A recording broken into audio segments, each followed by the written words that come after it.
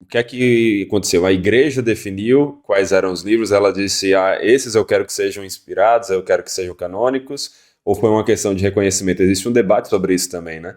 E aí eu acho que a gente chega para essa outra parte da pergunta, que se você já definiu o que é o cânon, como foi que esses livros foram ali, enfim, declarados canônicos, mas foi por uma definição, uma autoridade da igreja de definir isso ou um reconhecimento? Constantemente as pessoas estão lidando com isso, né? Eu lembro quando eu estava pastoreando de uma membro da minha igreja chegar para mim e perguntar, pastor, olha, eu fui abordada, parece que era um professor até numa universidade, questionando, falando que o partido mais poderoso, né, da igreja naquela época acreditava que esses eram os livros canônicos, por isso que eles foram aceitos, mas tinham muitos outros textos, né?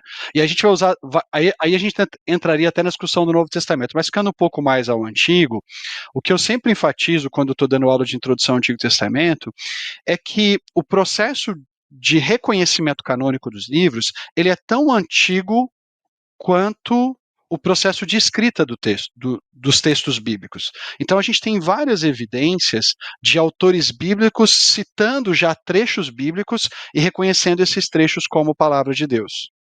Então, por exemplo, você tem vários trechos dos livros históricos, desde livros históricos pré-exílicos e pós-exílicos, falando assim, olha, foi isso que o Senhor falou por meio de Moisés. Né? Então, aquele livro histórico está reconhecendo que aquilo que está na lei de Moisés foi o Senhor quem falou por meio de Moisés. Então, você tem um livro reconhecendo já um outro livro como palavra de Deus. O povo de Deus já naquele período já ia reconhecendo as marcas, as características, reconhecendo homens que Deus estava levantando para comunicar a sua palavra. Por exemplo, Josué.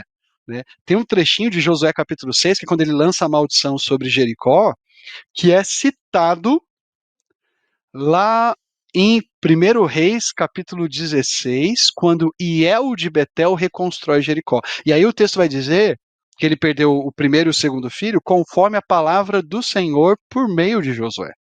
Então, o autor de Reis está reconhecendo que o texto de Josué é um texto canônico, ou seja, ele tem as marcas da inspiração divina. O próprio processo de preservação desses textos. Os profetas muitas vezes vão enfatizar essa natureza canônica, né? Muitas vezes vão usar a expressão assim diz o Senhor, e o povo de Deus preserva esses textos até para reconhecer que uma das marcas divinas, né? Quando a gente pensa quais são os critérios do Antigo Testamento para alguém falar em nome de Deus, né? Um desses critérios é, por exemplo, Deuteronômio capítulo 13, essa pessoa falar, né? Deuteronômio 13, 18, né? Aquilo que essa pessoa fala se cumpre.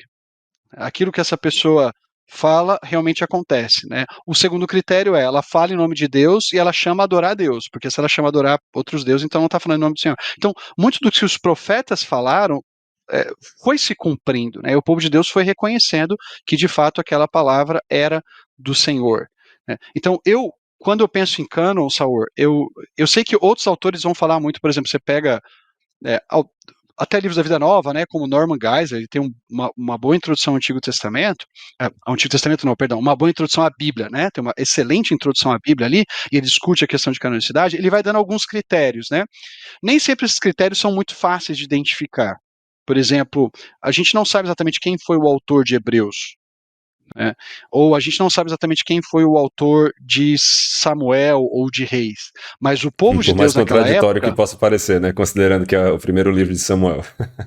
Exatamente, e é Samuel, é o que eu falo pro pessoal, é Samuel não porque Samuel tem escrito, mas porque Samuel é um Aham. personagem importante, né? Sim, Ele sim, que vai sim. fazer a transição dos juízes para a monarquia. A Uhum. mesma coisa Josué, né? O pessoal fala, não, Josué que escreveu Josué. Ele pode ter escrito Josué. Eu não tenho dúvida de que ele poderia, até por ter andado com Moisés e tudo mais. Mas o livro se chama Josué porque o personagem que lidera a nação de Israel Aham. é Josué, né? Essa é a razão do Sim. nome. Uh, mas o que a gente percebe é o povo de Deus reconhecendo aqueles textos que Deus estava revelando, né?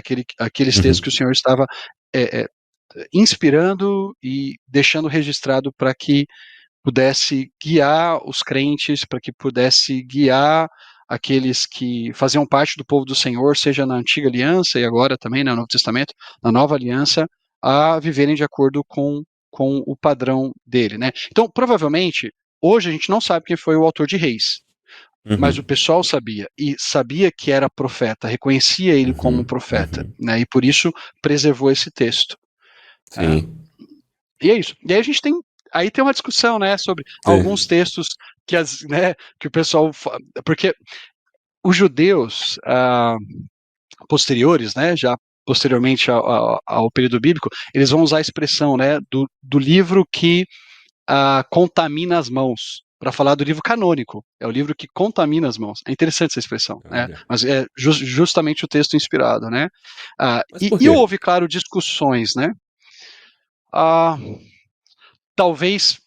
Essa é uma boa pergunta. Eu lembro que o Geisler até discute um pouco, o Roger Beckwith também fala disso num outro livro da Vida Nova também. Não sei se a ideia de eu ser alguém impuro, que estou tocando em algo santo, sabe? E por isso acabo, sei lá, Interessante. ultrapassando o limite, né, de algo profano e santo, né? Mas era a expressão que eles usavam, né? E assim, claro que eles discutiram. O que a gente precisa deixar muito claro, Saur, especialmente quando o pessoal fala assim, mas muito tempo depois, o partido mais forte, ou isso e aquilo. Por exemplo, muita gente usa o concílio de Jamna, ou Javne, né, na Síria, para dizer que há aqueles que decidiram. Isso não é verdade, né? O povo de Deus já tinha o cânon basicamente definido ali. Nesse período ali de Jamna, que é já finalzinho do primeiro século depois de Cristo, a gente não teve um concílio, porque o pessoal acha que é um concílio como se fosse o concílio de Nicéia, entendeu? Como se fosse, não, vamos aqui reunir todos os judeus. Não, era uma galera de um grupo judeu de uma determinada cidade, e eles estavam simplesmente discutindo alguns livros que já eram canônicos. Então eles não decidiram nada. Né? O povo de Deus foi reconhecendo isso ao longo do período canônico e depois, né, quando terminou, Eles só especialmente os livros que listaram vieram ali, por né? fim. Eles só listaram ali os Eles livros que listaram, eles já exatamente. reconheciam. Sim. Exatamente, como o Talmud, depois o Talmud babilônico vai listar e vai reconhecer, né? Aquilo que nós chamamos de 39 livros, que eles chamam de 24, que são exatamente os mesmos livros, mas, por exemplo, os 12 profetas menores, que a gente separa livro por livro, eles consideram um livro só, por isso tem essa diferença de numeração.